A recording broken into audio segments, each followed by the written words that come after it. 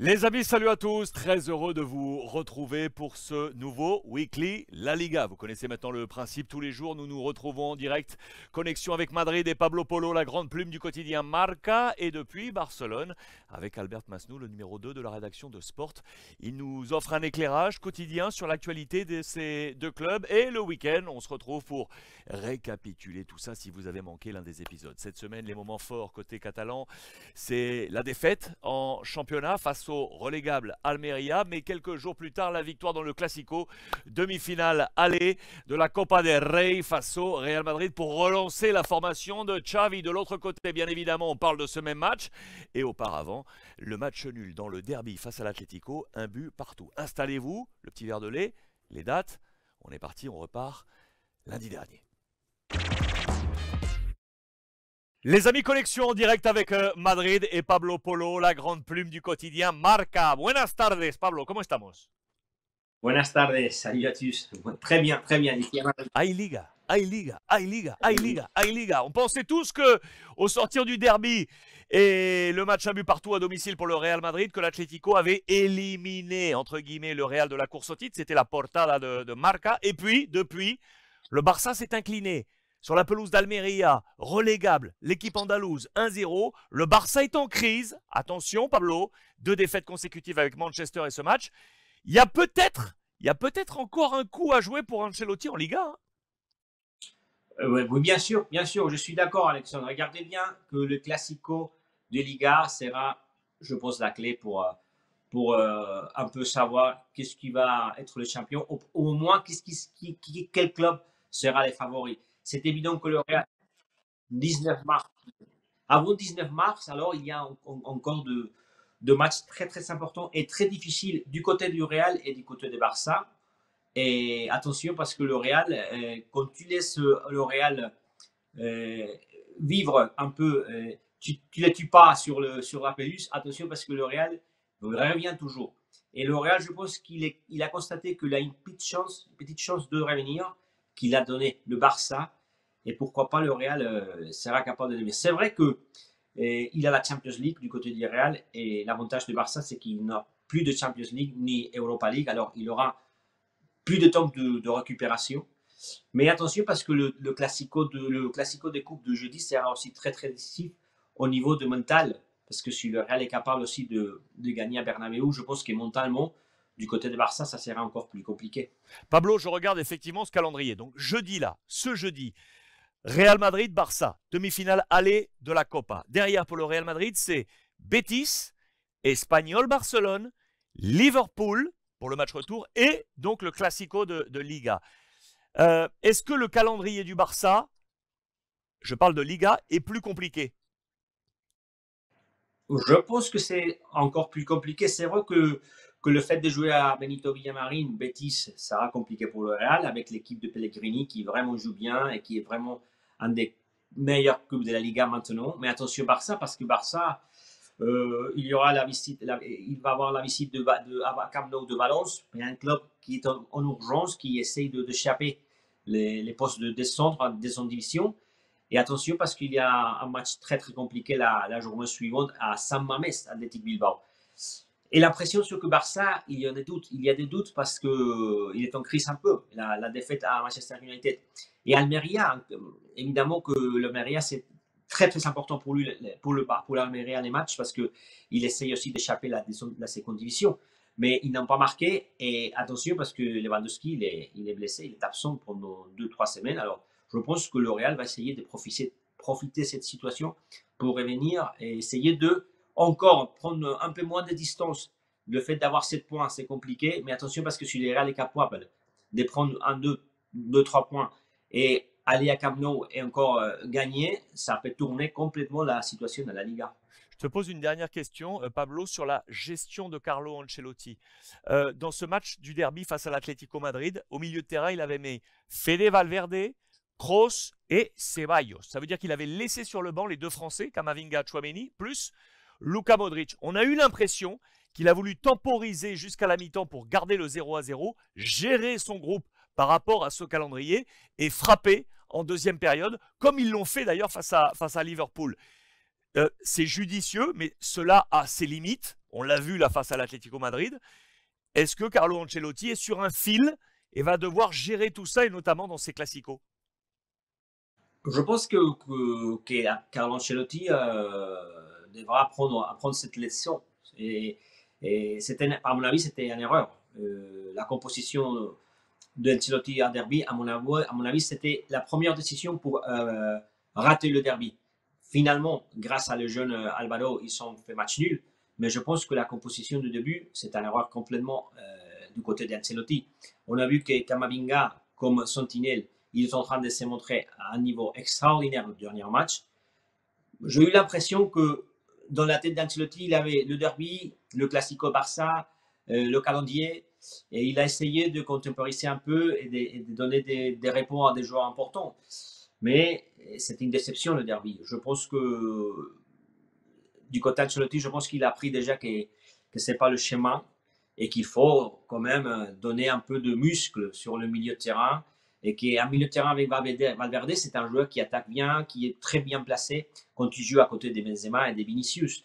Au milieu, il ne trouve pas sa place, il n'a pas l'opportunité de se relancer sur le jeu, il n'a pas l'espace de se relancer et d'être dangereux dans la surface.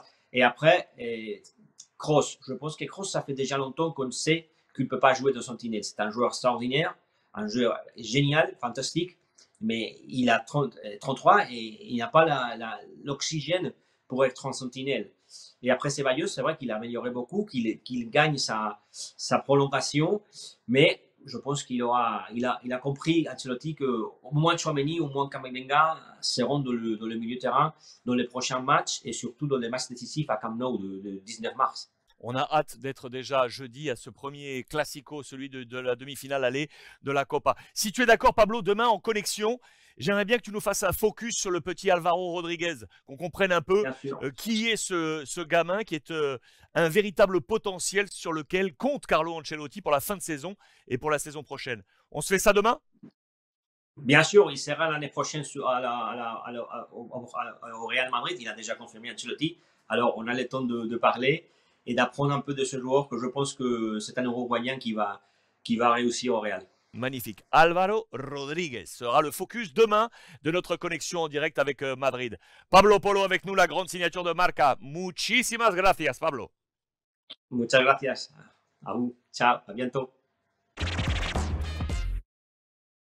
Les amis, le Barça battu, défaite surprise sur la pelouse d'Almeria. Je vous l'ai promis dans la revue de presse qui est d'ores et déjà disponible sur l'ensemble des plateformes. Connexion en direct depuis Barcelone avec Albert Masnou, le numéro 2 de la rédaction de Sport. Salut Albert, ça va? Ça va, ça va. Bon, écoute, c'est quoi? C'est une tragédie, une ruine, un désastre? Je vais un peu loin, hein, mais deuxième défaite consécutive après la défaite en Ligue Europa face à Manchester. Et là, très sincèrement, ça sent pas bon. C'est un win. Tu vois, tu as été éliminé, le club, le Barça, il a été éliminé à la première de la Champions League, il a été éliminé à la première de l'Europa League. Et quand le club, l'équipe, il avait la possibilité de faire un coupe sur la table pour démontrer qu'il est de retour et qu'il peut dominer la Liga. Il n'a pas réussi de gagner ce match contre Almeria. Et la sensation, c'est que c'est une équipe encore en construction qui n'est pas faite, qui n'est pas la mentalité gagnante. Il y a plusieurs éléments sur lesquels je voulais qu'on parle tous les deux. Deux défaites consécutives, ça correspond aux deux absences de Pedri, blessé, on le sait. Est-ce que pour toi, il y a une sorte un peu de Pedri-dépendance ou pas, déjà? Oui, bien sûr. Quand on a été éliminé de la Champions League, Xavi avait deux joueurs importants qui ne pouvaient pas jouer au centre de la défense. Ces jours-là, il n'a pas Dembélé qui est un joueur déséquilibrant et il n'a pas Pedri. Ça, c'est compliqué de jouer sans deux joueurs qui sont très importants pour Xavi. Bien sûr qu'il y a Dembélé dépendance et Pedri dépendance. Et sur ce plan également offensif, vous mettiez dans les colonnes de sport ce matin la fin de série. On était sur 19 matchs consécutifs avec à minima un but marqué depuis la défaite face au Bayern Munich 3-0. Fin de série, un seul tir cadré sur les 90 minutes. Il y a un problème offensif. C'est vrai, tu gagnes beaucoup de matchs parce que tu n'encaisses pas de buts, mais tu as de vrais problèmes pour marquer des buts. Je crois que quand Xavi a changé son système de jeu, il a un peu plus de difficulté le boulot de Lewandowski. Avant, il jouait avec 2 joueurs à côté, maintenant il joue à camp. Et ça lui fait que lui arrive moins d'opportunités pour marquer. Et la conséquence, c'est que tu ne marques pas de buts. Tu n'as pas les occasions et alors tu ne marques pas de buts. Est-ce que Lewandowski te surprend? Vous lui avez mis la note de 4 sur 10 avec l'adjectif desconocido. On ne le reconnaît plus. Il est à l'image du club ou lui-même a une période de carence, de difficulté? Je crois qu'ici, on était habitué avec Léo Messi qui se construisait lui-même les occasions. Et Lewandowski, ce n'est pas quelqu'un pareil. C'est quelqu'un qui a besoin de ses coéquipiers pour qu'il lui donne de bonnes balles et il peut les mettre dedans. Les jeux sont très différents d'un et d'autre. Et on attendait que Lewandowski il faisait un peu ce que Messi fait, mais c'est impossible. Sont des joueurs très différents. Xavi semble sans solution. Il a terminé le match en mettant Araujo, le défenseur central, en position de numéro 9 et on a envoyé des longs ballons devant pour qu'il essaie de trouver une solution de la tête. Il a utilisé la jeunesse avec Alarcón et le petit Pablo Torre. Est-ce que le banc du Barça est trop court? Est-ce que le Barça a un groupe trop court? Bien sûr, bien sûr. Le problème, c'est que le Barça, ce moment, il a les 2 joueurs plus décisifs blessés. S'ils ne sont pas là, il y a de vrais problèmes pour la construction, pour arriver au but, pour créer des occasions. Et tu dois inventer d'autres choses, mais tu n'arrives pas à faire ce qu'ils font Dembélé et Pedri. Je te pose la dernière question parce que maintenant je suis déjà en projection, mais on en reparlera demain. Jeudi, c'est le match de coupe. Jeudi, c'est le match de la demi-finale aller de la Coupe du Roi. Et c'est face au Real Madrid. C'est le gros derby. Lewandowski ne sera pas là. Il est blessé. Est-ce que tu es inquiet, Albert? Si je suis tranquille. Inquiet. Pas du tout. Si tu es inquiet. Inquiet. Oui, bien sûr que je suis inquiet. Ça, c'est notre grand match que le Barça, on va voir s'il est capable de réussir. Jusqu'à ce moment, il n'a pas réussi. On va voir s'il est capable de sortir du Bernabéu avec un bon résultat pour arriver au Camp Nou avec Dembélé, avec Pedri et avec beaucoup de possibilités pour essayer d'arriver à la finale. On va laisser reposer tout ça. Et demain, quand on se retrouve en direct, on avancera maintenant le preview de ce match de coupe de jeudi. En attendant, le Barça est en difficulté et le Barça a laissé le Real Madrid en vie. Connexion en direct depuis Barcelone avec Albert Masnou. Merci beaucoup, Albert. Merci à vous. Les amis, bonjour à tous. Très heureux de vous retrouver pour la connexion en direct depuis Madrid. Pour toutes les dernières informations Real Madrid, Monsieur Pablo Polo, la grande signature du quotidien Marca avec nous. Pablo, ¿cómo estamos? Très bien, muy bien. Tout va bien? Tout va bien. Bon, on est à 2 jours. On est à 2 jours de la demi-finale aller de la Copa, du Clásico entre le Real Madrid et le Barça. Le compte à rebours est lancé. Tu m'as promis hier de nous parler de la petite pépite Álvaro, qui est vraiment le nouveau taureau offensif du Real Madrid. J'ai adoré hier dans les colonnes de Marca, vous avez publié la petite lettre que Álvaro a reçue en 2017 en réponse à son courrier qu'il avait émis au Real Madrid. Il voulait absolument avoir un essai avec le Real Madrid et le Real lui a envoyé une petite carte pour lui dire « C'est d'accord Álvaro, tu peux venir faire un essai ». On connaît la suite de l'histoire. C'est une aventure absolument incroyable ça. Raconte-nous. incroyable. Ses grands-parents, sa grand-mère, elle a été toujours ils sont d'Uruguay, mais elles adoreraient toujours la famille au Real Madrid. Et il avait le rêve de jouer au Real. Alors, la lettre de la famille, c'est bienvenu, évidemment. Le problème, c'est que Girona n'a pas autorisé, cette petit garçon, il était à Palamos, mais Girona n'a pas autorisé son déplacement. Et finalement, en 2020, il a déjà venu au Real Madrid parce que le Real Madrid, évidemment, a pris le joueur en propriété et il a commencé à grandir à Valdebebas, à la Fabrica, comme on dit en Espagne. Et voilà que le ref a commencé. Maintenant, c'est incroyable parce que tout allait très, très, très vite. Ça fait 3 semaines, il était à Castilla et on sait déjà qu'il restera probablement la plupart de cette saison avec Carlo Ancelotti qui pourrait enchaîner encore quelques minutes et qu'il restera dans l'effectif de la première équipe avec Carlo Ancelotti, j'imagine, l'année prochaine. Alors, ça a changé complètement d'ici à ça fait un mois. Et c'est marrant parce que pour revenir pardon, au démarrage de l'histoire, tu le précisais parfaitement, il appartenait à Gérone, on est bien d'accord, et Gérone a dit niet, tu ne vas pas faire d'essai au Real Madrid. Finalement, effectivement, l'histoire fait qu'ensuite il rejoint le Real Madrid l'achète alors qu'il avait reçu cette petite carte. Ce que j'adore dans ce que vous avez publié dans Marca, on vous la montre là les amis, c'est que dans cette carte qu'il a reçue du Real Madrid le 12 mars 2017, le Real lui dit attention, ne viens pas avec un maillot ou un t-shirt du Real Madrid parce qu'on va t'en prêter. Donc ne viens pas pour pas qu'il y ait de confusion avec l'équipement qu'on va te prêter, c'est ça? C'est ça, parce que dans les lettres que le Real envoie normalement aux jeunes, et il a toujours cet amortissement parce que il y a un problème évidemment de vêtements. Si tout le monde joue avec des vêtements différents, ça va compliquer choisir les meilleurs joueurs.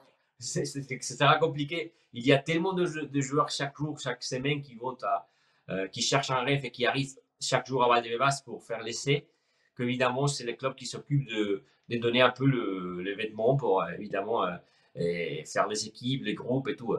Et voilà que ça n'a pas arrivé, comme tu dis, Alexandre. Malheureusement, le Girona, c'est aussi un problème qu'il y a dans les jeunes, non? Que de temps en temps, le club ne pense pas au bonheur de jeunes, au bonheur de joueurs, et que pense que, voilà, que les joueurs sont propriété de la personne, les joueurs sont propriété du club. Et c'est triste, non? Le fait de pas aller même au Real Madrid en 2017 pour au moins essayer une chance au meilleur club du monde. L'attitude, la décision de Gérone à ce moment-là semble un peu effectivement négative, de dire non, tu ne vas pas faire l'essai du côté du Real Madrid. Les mois sont passés, je dis bien les mois parce que on est dans une échelle de vie vraiment très très courte, c'est vraiment un très jeune joueur. Aujourd'hui, Marca a publié un très bon papier, regardez-le, avec l'historique des dernières pépites issues de la Fabrica, du centre de formation du Real Madrid, vraiment pour reprendre les dernières en date, je pense à Casillas, je pense à Nacho, je pense à Carvajal. Est-ce que d'après toi, c'est un talent qui pourrait, vraiment, est-ce qu'il a le talent pour peut-être être le prochain, être vraiment l'une des figures porte-drapeau du Real Madrid? Je pense que entre tous le gens qu'il y a, je pense qu'il a que c'est le joueur qui a plus de possibilités d'arriver loin au Real Madrid. Mais il faut dire, il faut être honnête aussi, le défi c'est énorme. Parce que devenir les numéro 9, l'attaquant du Real Madrid, c'est vraiment compliqué. Combien de numéro 9 il y a eu de la Fabrica, de l'académie du Real? C'est compliqué parce que normalement le Real va acheter le meilleur attaquant du monde. On est avec Karim Benzema, on parle déjà de Kylian Mbappé, on parle de Haaland. Alors c'est un défi énorme. Quand tu es au milieu de terrain, quand tu joues au milieu, quand tu joues en défense, même un gardien, bon, ok, ça peut arriver. Il y a Iker Casillas, Manolo Sanchis. Mais bon, il y a eu des cas, des joueurs qui sont arrivés, même peut-être qu'ils n'étaient pas numéro 9, mais voilà, on a les cas de Raoul, on a le cas de Butragueño. Alors, pourquoi pas, c'est possible, parce qu'il a le caractère et le mental, à mon avis, pour arriver. C'est un attaquant, un numéro 9, rien à voir, par exemple, avec Karim Benzema, c'est un numéro 9 plus Haaland. C'est pour ça qu'il l'appelle le taureau, parce qu'il est costaud, il est fort. Il a la musculation, la position, il est très grand aussi. C'est pour ça que l'appelle le taureau. Et il a le mental et le caractère pour arriver loin, loin, loin au Real Madrid. Il est uruguayen, il sait qu'est-ce qu'il veut. Alors, on verra. C'est trop tôt pour dire oui, mais c'est évident qu'il aura sa chance. Pourquoi pas. Je ne sais pas s'il sera titulaire tout le temps, mais il sera. Il va arriver à la première équipe du Real Madrid. Combien de temps il va rester, ça dépend de lui aussi, ça dépend du club. Comme je dis, si tu achètes un attaquant numéro 9, meilleur attaquant du monde, ça sera évidemment un défi pour lui, mais pourquoi pas. La nouvelle pépite de la Fábrica du Real Madrid, Álvaro, et l'éclairage signé Pablo Polo. Muchísimas gracias, Pablo. Merci à vous. À bientôt. Les amis, voici la question du jour du côté de l'actualité du FC Barcelone. Le Barça est-il intéressé, oui ou non, par Julián Álvarez de Manchester City? Élément de réponse avec Albert Masnou, le numéro 2 de la rédaction de Sport qui est avec nous. Albert, ¿cómo estamos? Ça va, ça va. Ça va? Écoute, je voulais qu'on parle effectivement, le quotidien Sport a publié ce papier aujourd'hui sur peut-être l'objectif du Barça d'aller chercher Julián Álvarez. Tu vas m'apporter des éléments de réponse, mais un peu plus largement, j'aimerais savoir aujourd'hui quelle est la relation entre Pep Guardiola et le Barça. Aujourd'hui, quelle est la relation entre le coach de Manchester City et le Barça? Il y a eu des échanges de joueurs, il y a eu du mercato. Comment ça se passe aujourd'hui tout ça là? Laporta, il a une bonne relation avec Pep Guardiola et Quique Begiristain, aussi avec Ferran Soriano, qui est le CEO de Manchester City. Tous les trois, ils ont travaillé avec lui à la dernière étape. Et c'est vrai que le Barcelone, il a été intéressé pour beaucoup de joueurs de Manchester City. Le premier, c'était Kun, Eric Garcia et après Ferran Torres. L'expérience, il n'a pas été top. Parce que Kun, il a joué très peu, Eric n'est pas titulaire et Ferran, il a passé une grave crise de confiance qu'il est encore dans ces périodes. C'est vrai que le Barça, il cherche d'autres options, il cherche d'autres joueurs et il sait qu'avec le Manchester City, ils ont la porte ouverte pour négocier. Mais ça ne veut pas dire de faire un cadeau. Et le principal objectif, c'est Bernardo Silva, que Xavi l'aime beaucoup. Mais on a parlé aussi d'autres options, comme Julián Álvarez, que je crois que c'est lui, c'est le joueur qu'il veut. Peut-être qu'il n'est pas très confortable à City parce qu'il ne joue pas beaucoup avec la présence de Haaland qui freine sa trajectoire. Et il y a d'autres joueurs, comme Gundogan aussi, on a parlé de lui. Mais bon, on va voir parce que le Barça il n'a pas d'argent. Mais c'est vrai qu'il y a 2 ans, il n'avait pas d'argent. Il a réussi, c'était Ferran. C'est ça. La relation entre eux, c'est comme ça. Mais une question, pardon Albert, mais parce que Bernardo Silva, c'était aussi un objectif déjà il y a plusieurs mois. J'ai l'impression, je me fais un peu l'avocat du diable. J'ai l'impression que Guardiola, parfois, semble plus malin, pardon de tirer, hein, mais plus malin que Laporta, parce que j'ai l'impression que parfois, il s'est plus débarrassé de certains joueurs. Je ne veux pas les accabler, mais Eric Garcia et Ferran Torres, aujourd'hui, ce n'est pas un rendement exceptionnel. Est-ce que Guardiola n'avait pas senti le coup et ne s'est pas libéré de ses joueurs en les laissant partir de City, alors que Gundogan et Bernardo Silva, pour l'instant, ils ne sortent pas? Est-ce que j'ai un peu cette impression? Ici, on a aussi cette impression que tous les joueurs qu'il nous donne à Guardiola sont joueurs qui ne sont pas top.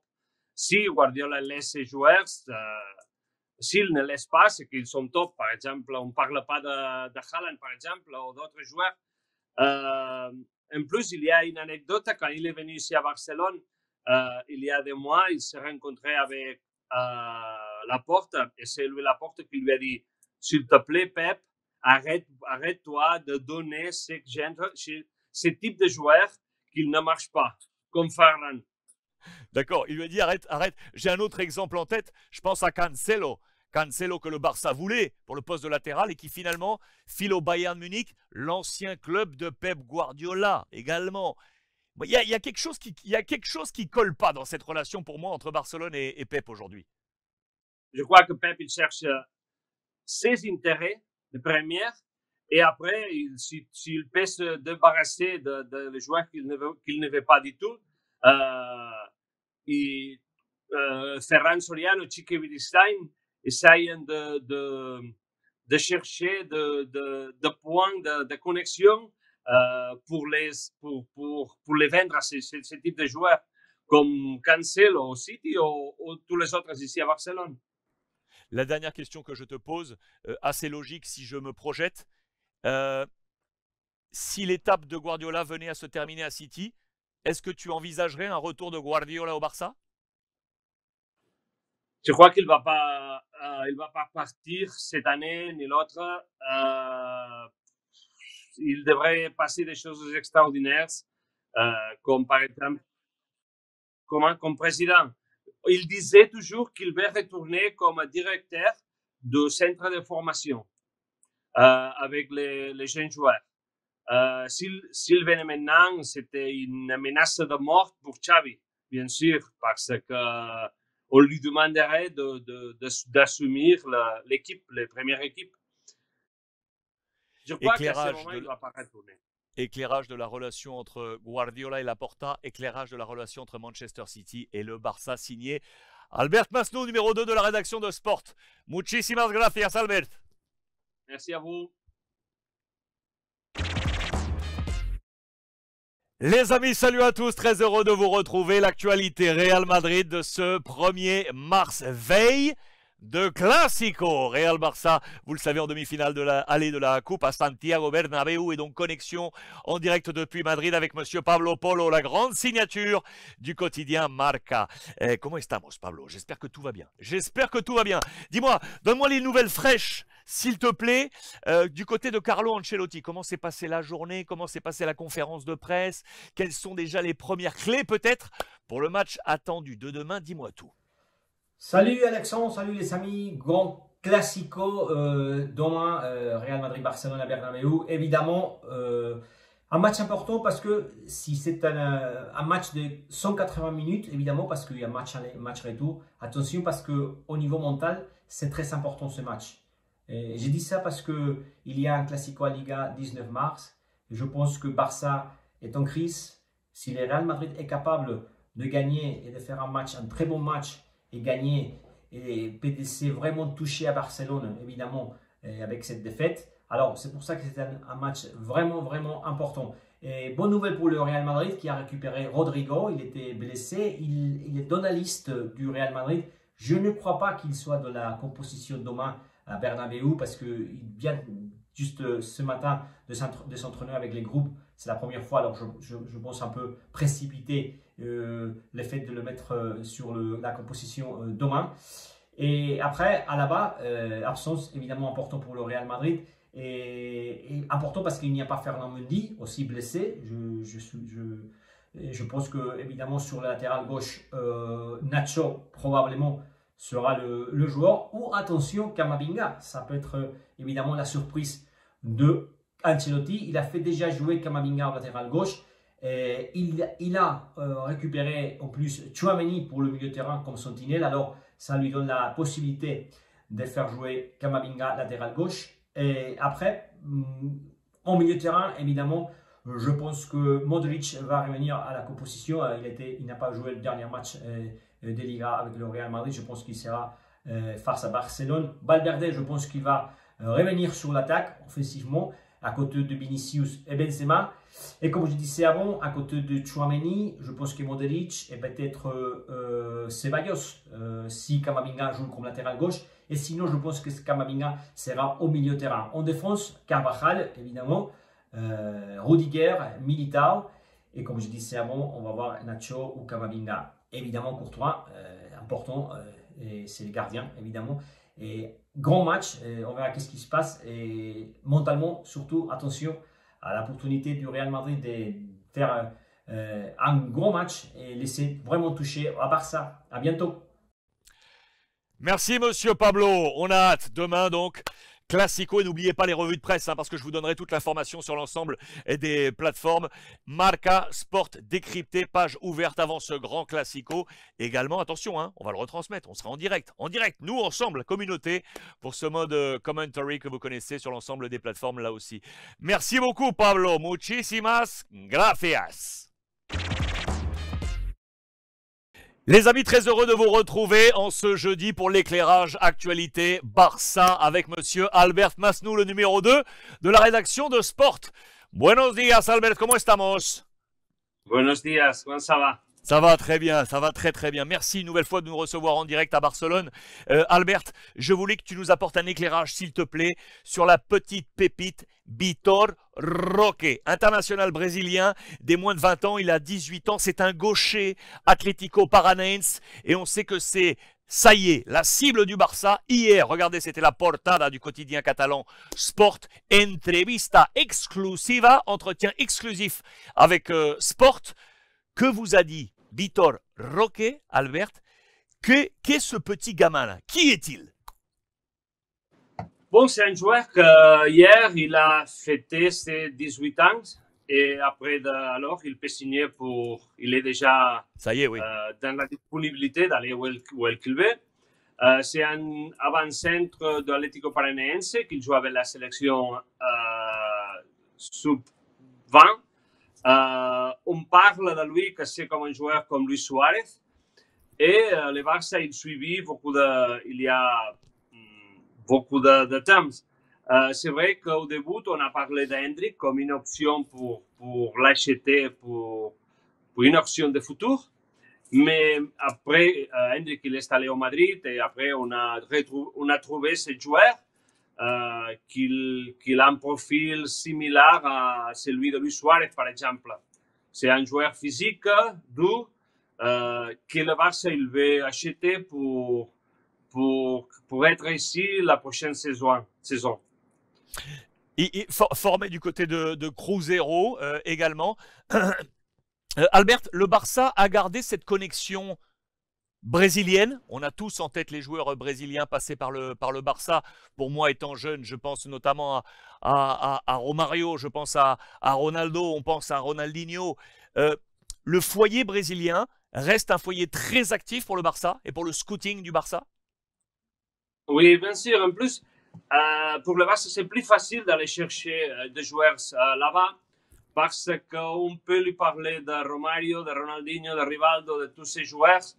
Et pour les clubs, c'est plus facile de les convaincre de venir ici. C'est pour ça que c'est une option. En plus, l'adaptation a été facile toujours. Neymar aussi, il a bien joué ici ces années qu'il a été ici.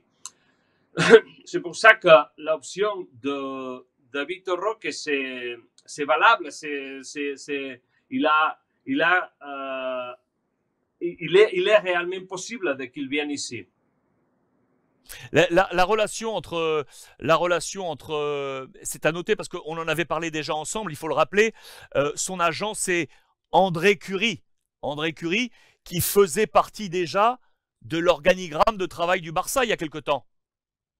Oui, c'est ça, il travaillait pour le Barça quand Bartomeu il était ici et quand le président était Bartomeu Sandro Roussel. Il était le scouting du Brésil et il était l'homme clé, par exemple, pour la signature de Neymar. Et maintenant, il gère les intérêts de ces joueurs, que ces jours-là, il nous a reçus chez soi, avec sa famille, avec tout son entourage, pour parler de l'illusion qu'il a, de le désir qu'il a de venir ici jouer à Barcelone. Le dernier éclairage important et les dernières clés qui a déjà été décisive dans le mercato du Barça il y a quelques temps avec la venue de Rafinha. Souvenez-vous, qui avait été arraché à la Première Ligue par le Barça grâce à Deco. Deco, ancien joueur du Barça, aujourd'hui agent et notamment de Rafinha, qui est un homme de l'ombre du Barça qui travaille aujourd'hui pour le Barça pour toute la zone sud-américaine. Deco s'est employé dans le dossier Vitor Roque? Bien sûr qu'il sera. Je ne sais pas exactement comment il va devenir le business de tout ça. Mais je suis sûr qu'il va être là. Je suis sûr. Affaire à suivre en tout cas le profil de Vitor Roque, à lire si vous le souhaitez, bien évidemment dans les colonnes digitales de Sport. La plume, Écoute, monsieur Albert Mas. Alex, Dis-moi. Alex, écoute, on a signé notre Brésilien ce jour-là. C'est À qui? Le fils de Ronaldinho. Ah, es verdad. Il a signé pour le club ce jour-là. Il va jouer dans les équipes inférieures. Alors, mais on ne parle pas très bien de lui. D'accord, alors je te relance. Je te relance pour la dernière question, d'accord? Ouais. Ok. Ok, donc on fera une petite coupe, un petit sparadrap avant la conclusion. Excuse-moi.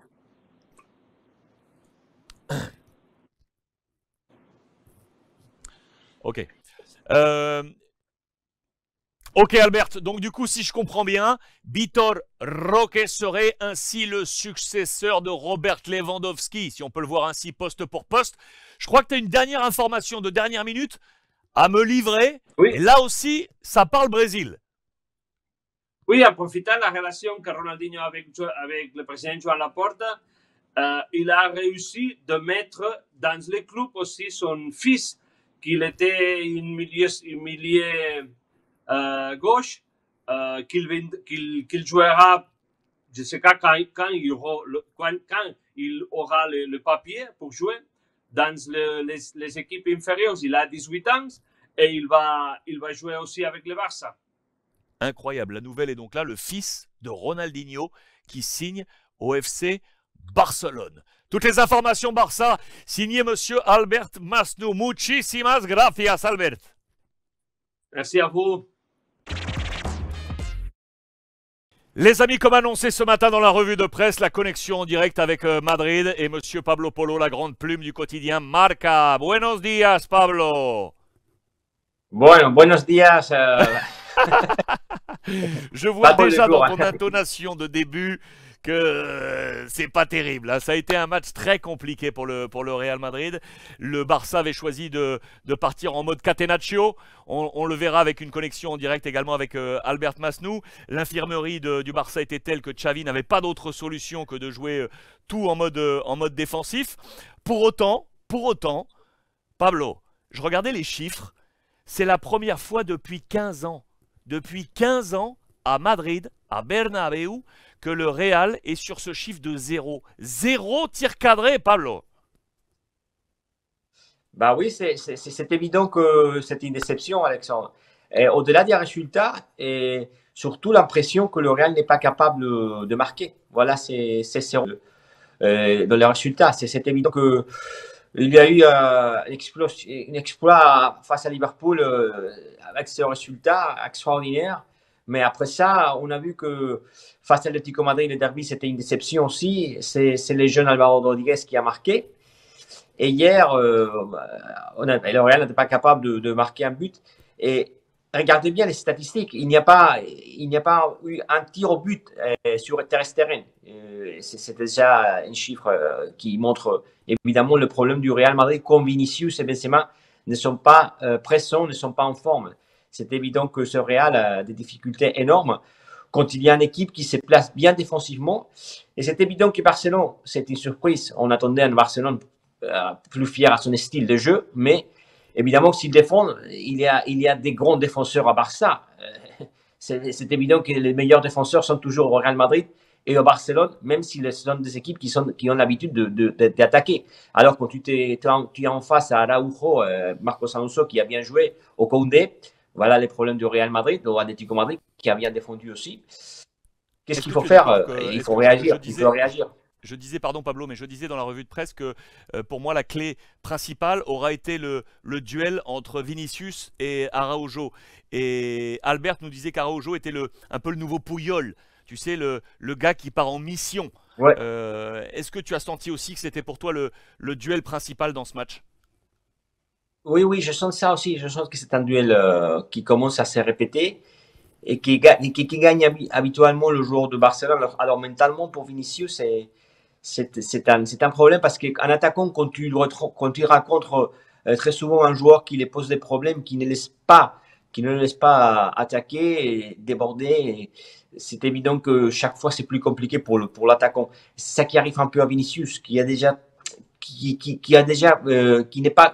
trouve pas le moyen de passer à l'outro. Et par contre, pour le joueur de Barça, c'est très, très motivante. Le fait de voir que chaque fois qu'il joue face à Vinicius, il l'arrête, il défend bien. Et c'est quelque chose que, évidemment, c'est une bataille très importante du côté des Barcelone qui a gagné. Après, Benzema n'est pas en son meilleur niveau. C'est évident que c'est un joueur très important pour le Real. Il faut évidemment quelqu'un qui l'aide aussi de côté offensif. Mais c'est évident que Rodrigo, il venait d'une blessure aussi. On n'a pas vu le grand Rodrigo. Asensio, on ne s'est pas déjà montré très, très, très, très fort face à l'Atlético Madrid. Alors, le Real doit réagir. En plus, défensivement, regardez, Alexandre, 28 matchs de Courtois, 28 buts encaissés, un but encaissé par match. C'est beaucoup déjà aussi de côté de offensivement. Alors, si le Real ne marche pas très bien défensivement et après, offensivement, il n'est pas capable d'être décisif, voilà les problèmes. Je te pose la dernière question, Pablo. Je vous remonte d'ailleurs Oui, à vous là, les notes du quotidien Marca de ce matin. Je vous le rappelle, je vous en ai parlé dans la revue de presse. 0 pour Carlo Ancelotti, 0 pour Carvajal, 0 pour Benzema, 0 pour Vinicius. Pablo, il y a 32 jours. Dans 32 jours, c'est le match retour. Entre les deux, il y aura un classico de Liga, de nouveau, et il y aura le match retour de Ligue des Champions face à Liverpool, notamment. Est-ce que tu es inquiet? Bon, du côté de Liverpool, bon, on a vu déjà des choses incroyables à Bernabeu. Alors, mais évidemment, le résultat est tellement important que je pense qu'il ne faut pas être inquiet. C'est le résultat, j'imagine que c'est suffisant pour au moins se mettre déjà sur le quart de finale. Mais à la Liga, oui, à la Liga, bien sûr, je suis inquiet parce que Barcelone, peut-être à la Liga, il va récupérer des joueurs importants, peut-être Pedri, peut-être Lewandowski, Dembélé, alors ça sera différent. Après, Barça, c'est toujours favori quand il joue à Camp Nou, c'est normal. Et voilà, oui, qu'à la Liga, je suis inquiet. Et tu m'as donné des noms voilà, qui sont inquiétants. Les latérales hier du Real Madrid, c'était un peu de ça. Nacho du côté gauche et Carvajal du côté droit, c'est des latérales qu'il faut le voir beaucoup plus offensif, beaucoup plus de. Ils n'ont pas été vraiment très à l'aise, très positif. Cette latérale du Real Madrid, le deux latéral. Après, Benzema, c'est normal. C'est pas un bon match du côté de Benzema et il a des problèmes pour retrouver. Et c'est tellement important Benzema pour le Real Madrid. Les ballons d'or, évidemment, c'est les ballons d'or. Mais je pense qu'il faut avoir de l'ambition, pas du côté de Benzema parce que je pense qu'il a cette ambition, mais général, le Real doit être beaucoup plus ambitieux offensivement. S'il veut réagir, il veut gagner un Camp Nou et encore croyez que la Liga est possible. L'éclairage suite à ce Classico manche 1 avec Monsieur Pablo Polo en direct de Madrid de la rédaction de Marca. Pablo, muchísimas gracias. Merci, ciao, à bientôt.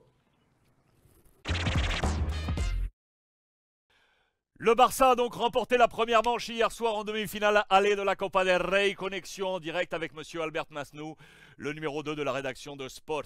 Muy buenos días, Albert. Salut, comment ça va? J'imagine que toi, tout va bien. Le résultat, il est bon. Le jeu, d'après moi, il t'a pas fait plaisir parce que je te connais dans l'ADN Barça. Et là, on était plutôt dans l'ADN El Cholo Simeone. Oui, c'est vrai, on a fait catenaccio. Mais la vérité, c'est que le Barça laisse dans ces matchs avec peur. Parce qu'après tout ce qui est passé à Almeria, avec la blessure de les trois joueurs plus créatifs de l'équipe, comme Lewandowski, Pedri et Dembélé. À dernière heure, Christensen s'est blessé aussi. Xavi il était dans une situation très compliquée. Et alors, qu'est-ce qu'il a fait? Bon, que c'est quelque chose de pratique, pas joli, mais on peut être content de tout ce qu'il a passé parce que maintenant la crise c'est un peu à Madrid, pas à Barcelone. Ce que j'ai aimé, parce qu'on va être dans le positif, parce que in fine c'est un résultat positif et il y a des choses positives à tirer. Moi ce que j'ai aimé, la première chose c'est le choix de Xavi de mettre Koundé en position centrale et Araujo à droite sur Vinicius. Ça a très bien fonctionné ça, Albert. Araujo c'est Puyol. c'est le nouveau Puyol. C'est quelqu'un que tu lui peux donner une mission, un boulot, et il va le faire à mort. Et il a séché totalement Vinicius, que c'était les principales armes offensives de le Real Madrid. Charnière centrale, donc avec Marcos Alonso qui est rentré à la place de Christensen. Milieu de terrain avec Kessié, on en avait parlé ensemble. Les matchs sont en train de se passer. Petit à petit, on est en train de retrouver le Kessié de Milan. Ce box-to-box qu'on aime avoir. Hier, le match, peut-être c'est un peu mieux pour lui. C'est plus physique. Je crois qu'il a bien joué. Il a été dans le premier but et il a pu marquer le deuxième. Mais bon, je crois qu'il a bien joué et il commence à trouver sa place ici à Barcelone. Quand on l'achetait, on parlait de Sean Keita, un Seydou Keita. Quelques joueurs qui n'ont pas l'ADN, mais qui peut te donner un profil totalement différent à ce que tu as. Les notes, je vous remontre les notes offertes par le quotidien Sport ce matin. De très bonnes notes, également celle de Jong. On en a parlé hier dans le live, Albert. L'adjectif que vous avez choisi pour caractériser sa performance, capital, De Jong.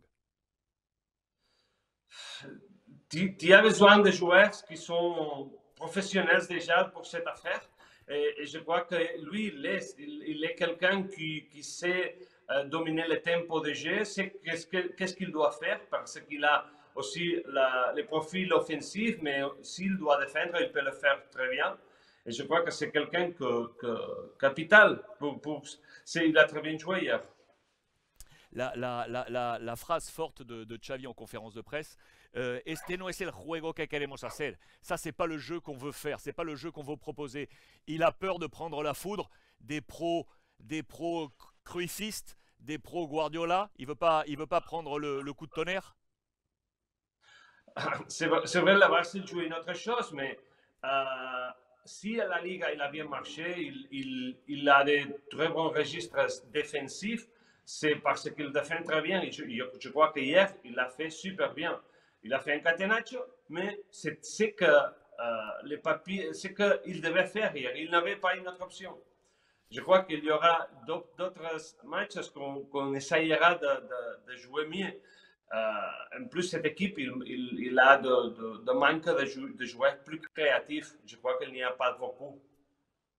Et ça, c'est un problème pour l'année prochaine. C'est un boulot pour l'année prochaine. Du coup, Albert, d'après toi, le Barça passe? Le Barça va s'ouvrir la porte de la finale? Le Real ne va pas revenir au match retour à Barcelone? Je crois que Xavi, après ça, il va faire presque les mêmes idées de jeu. Tu dois être sûr arrière. À la match de retour, je crois que Dembélé peut être là, Lewandowski sera là, Pedri sera là. On peut essayer d'attaquer avec Lewandowski et Pedri Lewandowski et Dembélé pour trouver un contre, mais la priorité doit être super défensif. Albert, je te pose la dernière question. T'es subes à la chavineta? Tu montes dans la fourgonnette de Xavi ou pas? Ça ne me plaît pas, ces jeux. Je l'ai trouvé ennuyé. Mais bon, il y a, dans une saison, il y a 2 matchs pour tout. C'est pas grave de gagner comme ça. C'est pas grave. C'est joli gagner à Bernabéu toujours. Et je crois que comme tu fais ça, comme tu as réussi ça, demain, on ne se souviendra pas personne de ça. Proeza en el Bernabéu, c'était la une donc de Sport ce matin. Prochain rendez-vous pour les Catalans, ce sera Valence ce week-end en Liga. Albert Masnou avec nous, connexion en direct depuis Barcelone, le numéro 2 de la rédaction de Sport. Albert, muchísimas gracias, crack. Salut. Voilà pour les retours sur ces 5 jours d'information. J'espère que vous en avez profité. On va se retrouver lundi prochain, de nouveau avec Pablo et avec Albert.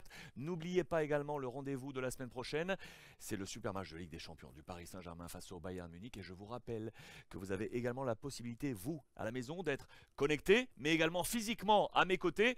Je vous ai ouvert une petite billetterie. C'est vraiment un petit ticket, les amis, pour venir manger un morceau, boire un petit coup et partager ce grand match. C'est une très très belle soirée Ligue des Champions que nous allons partager également en diffusion sur l'ensemble des plateformes. En attendant, on va donc se retrouver dès lundi avec Pablo et Albert. Passez une bonne fin de week-end. Je vous embrasse et profitez des vôtres.